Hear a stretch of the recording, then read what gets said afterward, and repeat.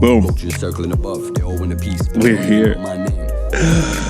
Oh, man. My girl was listening. I have so much to talk about today. We're here. That's what I say every time. Yeah, man. We're here. Got to make sure I'm talking to that mic. Talking to that mic right there. I feel blackity black black black today. You know, a lot of empowerment today. Last week felt like absolute dog shit, but I got a lot of that was really well received. That podcast last week, people really dug the vulnerability. You know, when we talk about authenticity, everybody's talking about it. Everybody's trying to be authentic. Everybody's trying to be authentic. Stop trying to be authentic. Just be your fucking self, dude. Just be yourself, you know. Shout out to, can you see the shirt? I think it says, being different is a fucking blessing. Shout out to Classic Man Barber. Ritual Barbershop. Shout out to him. That's actually really good merch. Really super dope quality. And the message is fucking dope. Be a weirdo. We're going to talk about that today. You know, I feel like I'm an odd fella. I feel like I'm an odd fella. I feel like I said a couple weeks ago, I look for other people's idiosyncrasies. Maybe that's the word. Maybe it's not. I feel like it fits. But I look for other people's because I have so many neuroses. You know, I have so many like weird tics. I bite my nails and I'm up in the middle of the night, and like I have all these weird things that I do that make me feel different. And so I look at other people and I'm looking for theirs. I'm like, what's your weird thing? Like I was with my friend, and she has like a tick that and I pointed. We've talked about it. I pointed it out, and she was a little embarrassed. But I was like, you don't know that I demolish my fingernails. If you've probably seen on the podcast, but when I'm constantly hiding them in life, and it's just like weird. So I have like weird tics. I'm looking at other people's. And there's so many people I'm so impressed with when they don't have those. I'm like, wow, you're so normal. You're so normal. It's interesting. My girl is super normal. Just hella normal. Just, you know, she has her stuff, but she's just a normal person, you know, which she balances it out. You know, she balances me out. Need that duality in my life. Back to the 7 Hermetic principles, you know, as above, as so below. You know, me and her have that yin and yang. People say yang, but it's yang sometimes. Yeah, man, it's about duality. But I look for other people's neuroses so I can feel like a human. Last week was tough, man. Last week was a difficult week. Last week was a difficult week, and I called my friend yesterday and was like, do you ever feel like, is it challenging? Because she deals with a similar issue. And I was like, is this, like, how do you feel about it? Like, what do you think about it? And she said, it's harder, mental health struggles. And this is, shout out to people struggling with mental health stuff, because it's harder than dealing with sobriety. It's harder than sobriety. Especially when you're trying to be normal. You're trying to don't want anybody to tell. You don't want anybody to see your eyes are weird. You don't want people to look at your nails. You don't want people to hear you talking too fast, or, you know what I mean? You don't want people to notice, but it's challenging. But we made it. We made it through. So when I say I feel blackity black black, we'll talk about some empowerment. There's this Toby Nigwe guy. I just found out about him. I'm sure he's not new, but he's new to me. And he did put out new music. It's called the Pandemic Project. It's 6 songs, and I've been listening to it today, and it's all morning, over and over and over again. just making me feel proud. And then I watched old Dave Chappelle special. I'm just loving this black shit today. I think we talk about, it's been weeks since I talked about the race thing, and I don't really want to jump all the way in it because it was kind of exhausting to talk about all the time. But so much of my identity has had like weight, like it's been weighted. I've worn it like a weighted vest, So there's civil rights movement that we're having, and there's a lot of black people feel liberated and in love with their blackness today and feel open about being in love with their blackness. And I feel like that right now. I feel like blackity black motherfucking black. You know what I mean? Just feeling it, And talk about empowerment, it's gotta love who you are. It's hard to, and obviously on this podcast I talk about having struggles with who I am as a person, because I have this duality of living two lives, But to be honest, to be honest and to be real in this moment, I'm also very proud of myself. I'm very proud of myself the way I show up in life today. I'm a active participant in my family. I raise my son and actively participate in his life. I'm a self-motivated person. I wake up and I've been up since 3:30, went to the gym at 4:30, worked out, took a shower, meditated already, had breakfast, had an omelet, come in here, do a podcast. No one had to tell me to do any of that. No one had to tell me. No one had to suggest it. That's what the fuck I do. And I'm proud of that. I'm proud that I just do shit like that. Proud of those things. I'm proud of the friend that I'm able to be. I want people, what someone said to me? She said, I make recovery look cool. I make being sober look cool. I like that. I make it look cool. And I think I make it look honest, because so much of my recovery has not been linear. And so much of my recovery has gone through so many phases of, dogma and shame and growth, and every recovery is like that, I think. Even injury recovery, it's not always, you break your leg and you can walk right away. There's setbacks, setbacks or setups. That's something, it's like prosperity church shit right there. But I'm proud of who I am today, and I want to tell you to be proud of who you are. Be proud of who you are, and that's hard to do. It's hard to do when I work with other men, mentor, whatever you want to call it, sponsor, work with other men. One of the things that we do before we start doing the fact finding about the work on ourselves, I say, someone did this to me. She said, write 20 good things about yourself. Do you know how hard that is for me? 20 good things about myself. I couldn't even, there's times in my life I couldn't name 5, So if you I encourage everybody, take a few minutes and write 10 things that you like about yourself, and be proud of who you are in this world, walk in it. That's one thing that a pastor friend of mine told me. He was like, Eric, you have promise over your life. Just walk in that shit. And I kind of have that. We've talked about this on this podcast, that delusional belief in yourself. Just believe in yourself and say, like, I'm going to do it anyway, and just walk in it. Boom. Just fucking strut in that shit. Be confident in who you are, But then there's both. Then you could be insecure at who you are. You can feel unsafe.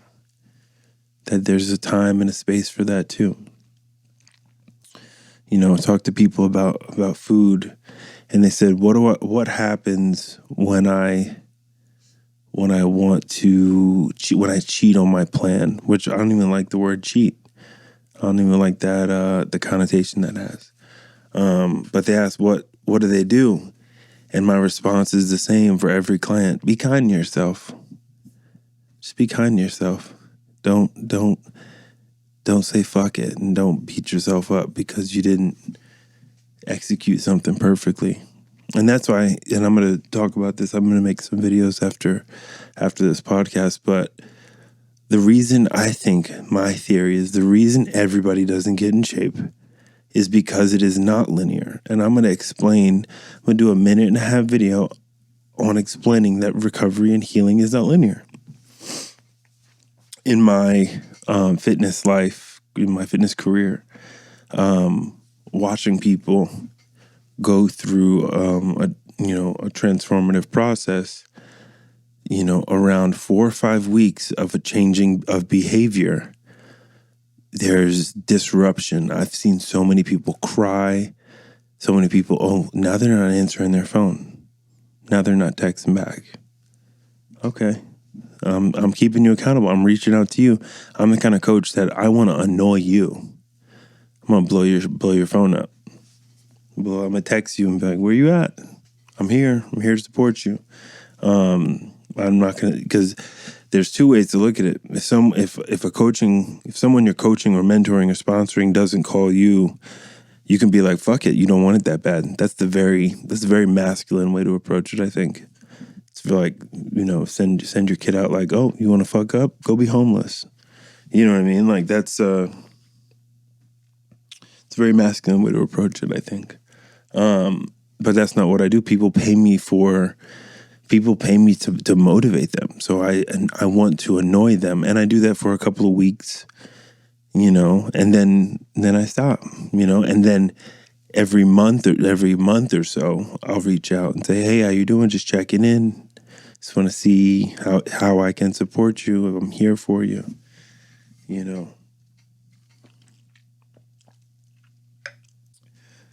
It's hard to change behaviors. It's hard to change behaviors, man. You just heard that. Let me just swallow. It's hard to change behaviors, but I've seen so many people at week 4, 5, and 6 cry or just have an emotional shift, and that's where breakthrough happens. Healing is not linear. That's what this podcast is called. Healing isn't linear. And I think we need to know that. We need to accept that. And when we do accept that, and when we expect that, it allows us to break through that. When we leave the expectation of perfection out of our psyche, right? When we say like, this is not going to go exactly how I planned it. Get rid of that. Get rid of that. Expect for there to be peaks and valleys. Expect for there to be wins and losses. And celebrate your wins. And with your losses, reevaluate your losses. Reevaluate, reassess. As I've said before, alliteration, bars. But yeah, you can,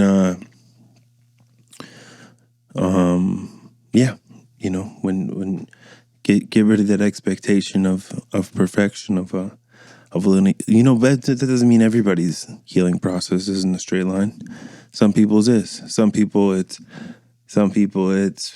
I started this thing and I got better.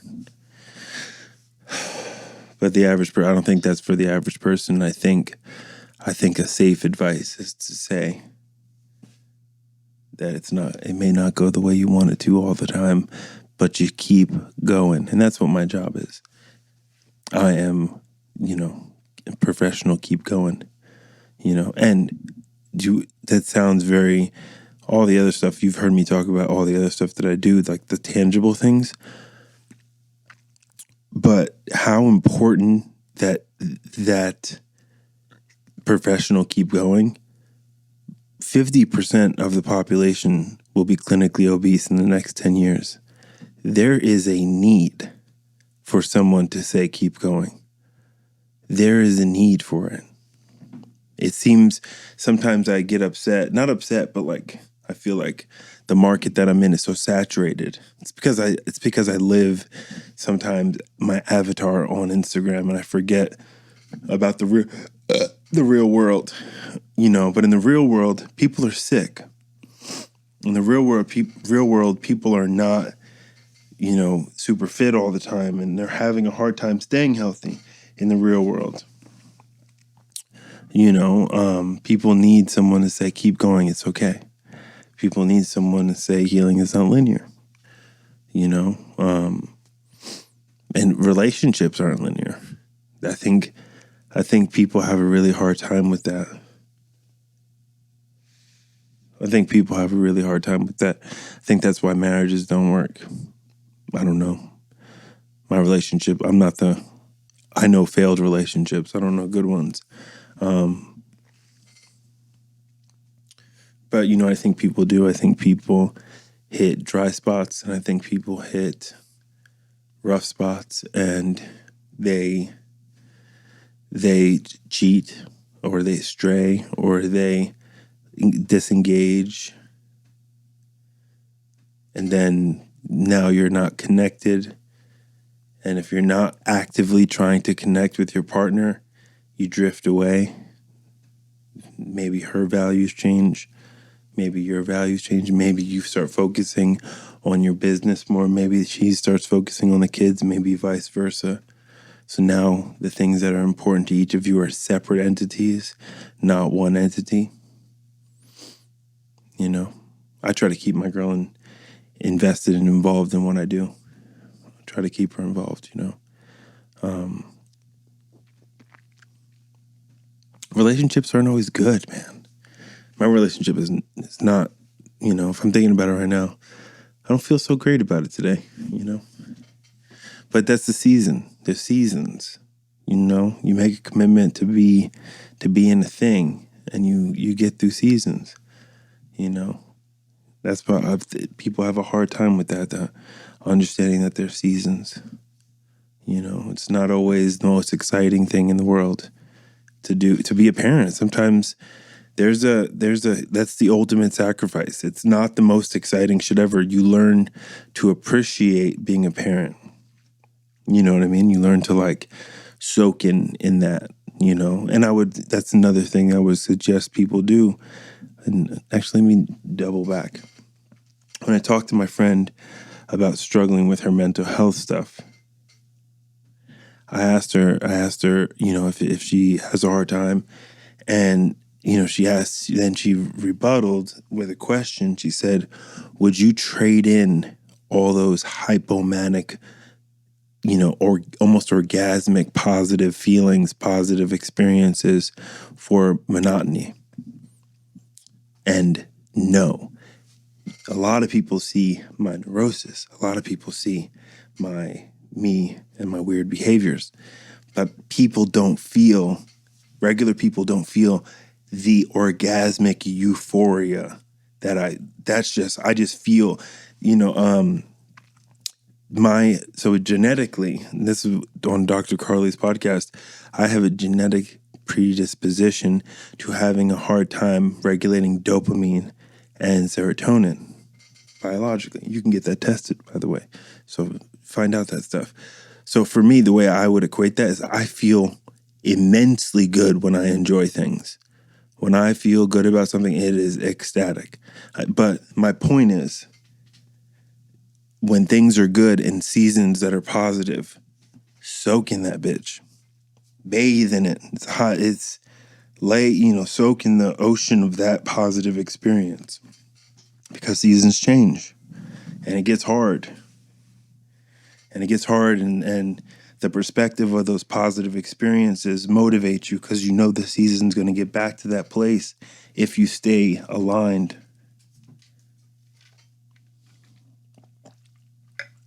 You're not always madly in love with your partner. Hopefully there's mad respect. Hopefully there's mad appreciation, adoration, but you're not always, we're so in love. I don't think, there's some people who are like that, right? You hear those stories. But you don't hear that many of those stories. And anybody who says like that's what they, if that's what you think you're gonna get, you're tripping. You're tripping. Like that's, if you get that, you are very lucky. Where you're just, for 70,000 years we were madly in love. Now we're going to heaven to be madly in love. Sick, dude, if you have that. But for, I think, the average person, you're not always fucking balls deep in love, you know? But especially having children, I love my partner differently now. I love her as a mom.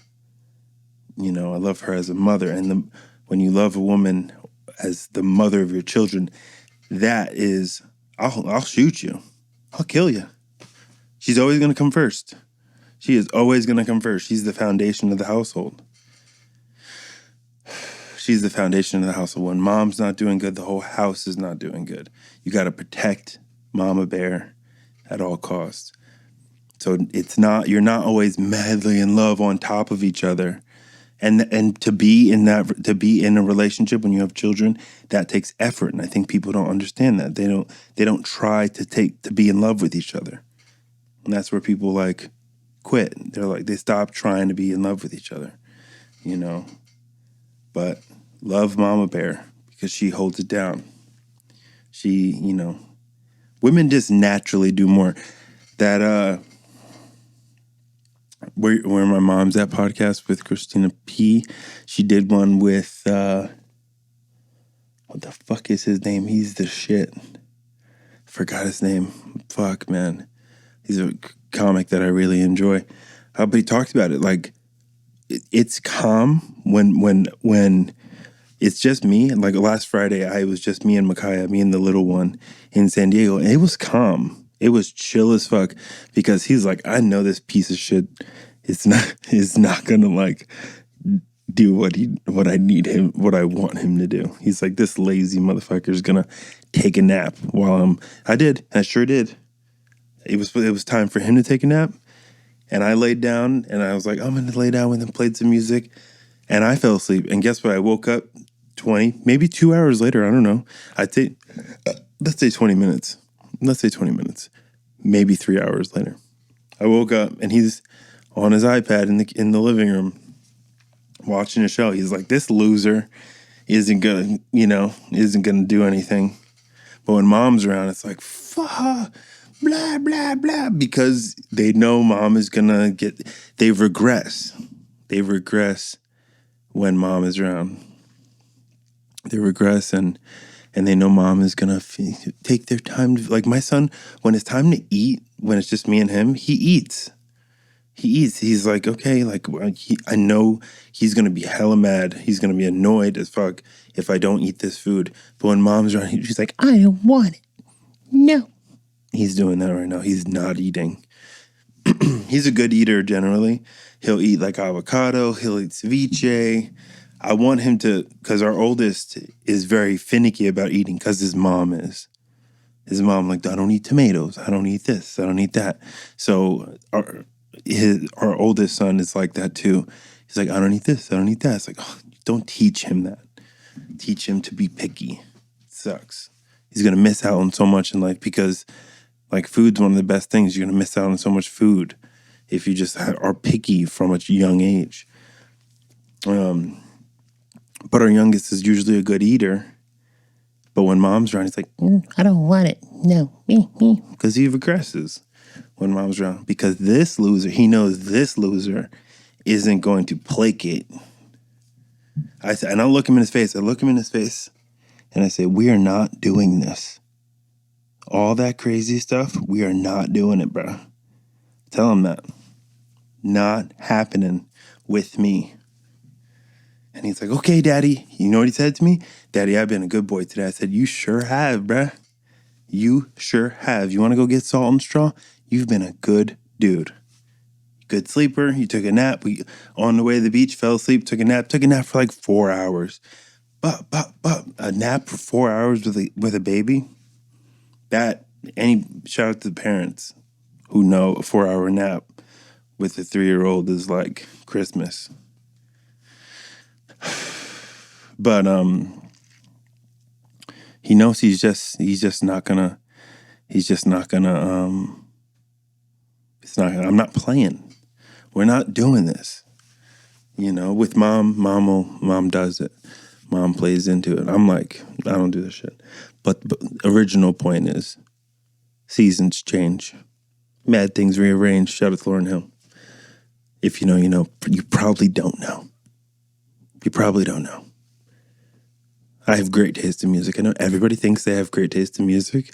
When I'm a hip hop fan, I know about it. If it comes out, I'm on it. If it came out, I'm on it.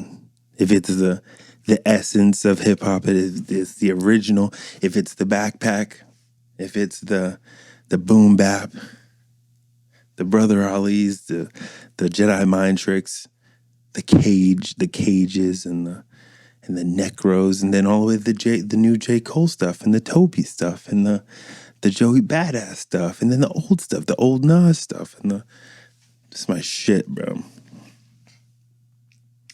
It's my shit. I love it. You know what I feel about hip hop? And I've always wanted to talk about hip hop on this podcast and didn't have a way to segue, but look, we just created one.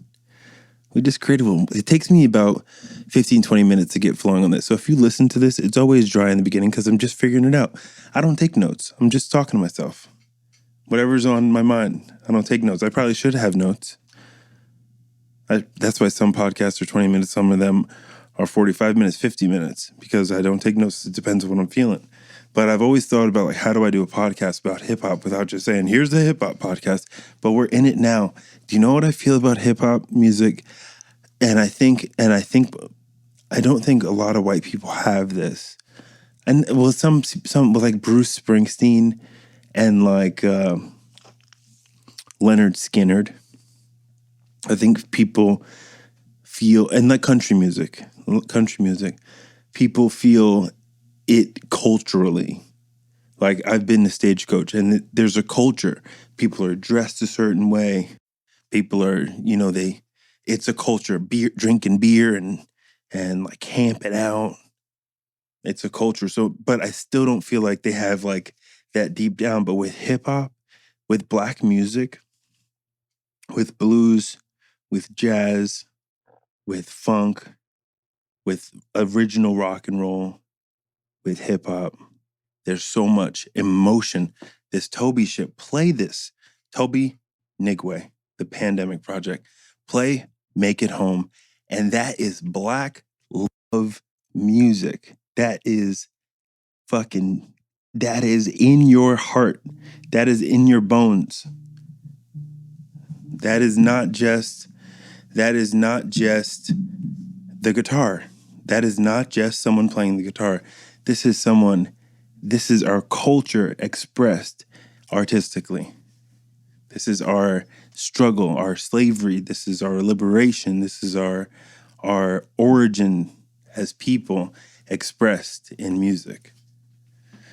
Hip hop is, and I don't think any other music does that. And then if you look at like the soul music, the music of the 60s, of the 50s and 60s, and the 70s, the Bill Withers, I forget names right now. That sucks.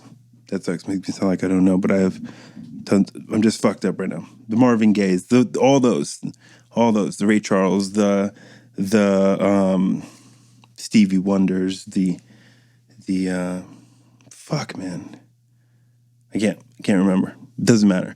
But during that time, a lot of this music comes in such a hectic time of civil unrest, which makes this Toby project so cool, because in the beginning there's an IGTV video of him playing this song, and he says, during this civil rights movement, this is the music that the civil rights movement has produced. And that's what hip black music does. It's produced in this powder keg, and it's so much soul and so much of our essence and culture in it, which makes it so powerful. That's why, for me, I tell people, hip hop is my birthright. It's part of who I am as a human. It's not just the music I like. It's part of my culture. I dress the way I do. It's the way I dress in hip hop clothes.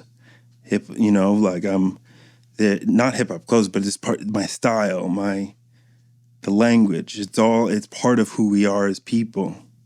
So it's more than just music. And I don't think any other music is cultural. I like country music, but it's not built in a civil rights movement. It's not built in that pain. So it's not intrinsic. You know, my girl, I'll be driving,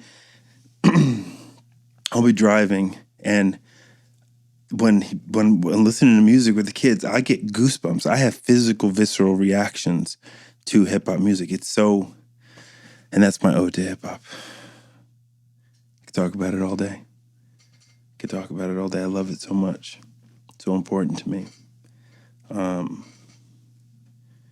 And sometimes it keeps me going. Yesterday, got on the 101 up Encinitas, through Solana Beach, up Encinitas, looking at this. It's an extension of the PCH, looking at the ocean, just cruising, listening to Rod Wave, emotional music, emotional hip hop music, dark stuff.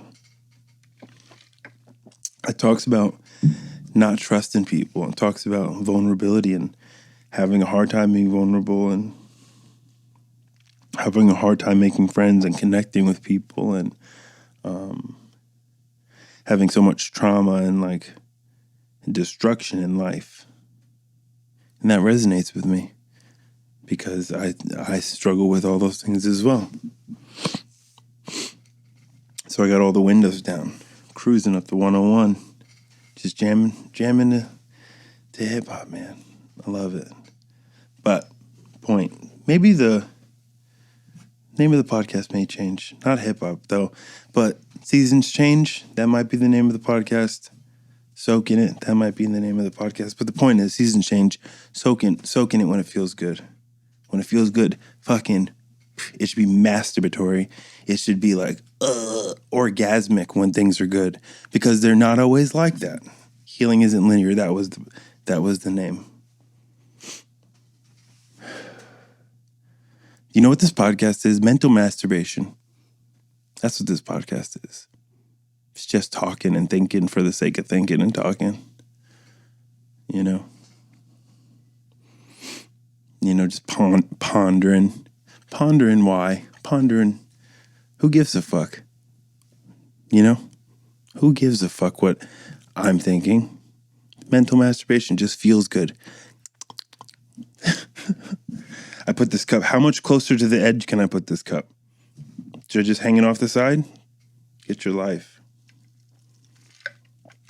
But we're going to end it with this. Seasons change, man. Mad things rearrange. Shout out to Lauryn Hill. Blup, blup, blup.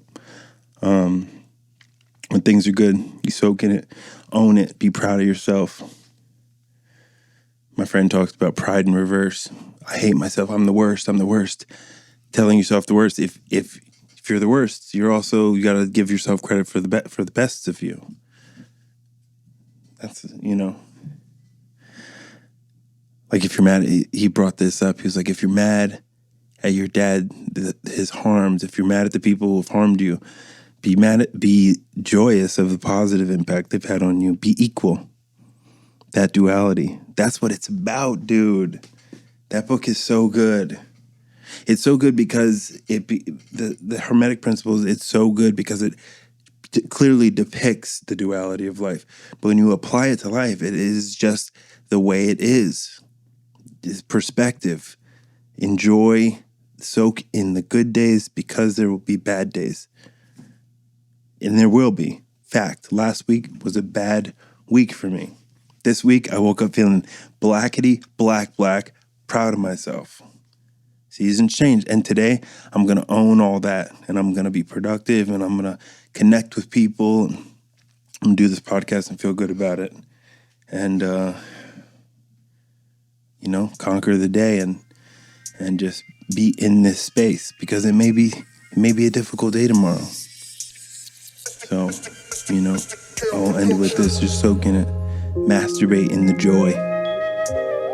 Masturbate in joy. That should be the podcast. The name, Masturbate in Joy. That's clickbait, right? But we're out of here. Vultures circling above, they're all in a piece, but they don't even know my name. Won't get even swipe for the train. Cloudy, ride to the airport, gotta get right for the plane. Custom, smell like kush, wifey hand in the tish. Yes, and I got no shame. Some line to shine, with a broker that got no game. Waking up next to the scat, can't go home to a dame. Nah, tell them sell to the same. Really though, who could they blame? Now I don't blame them either. They just wanna play the game and they're eager still.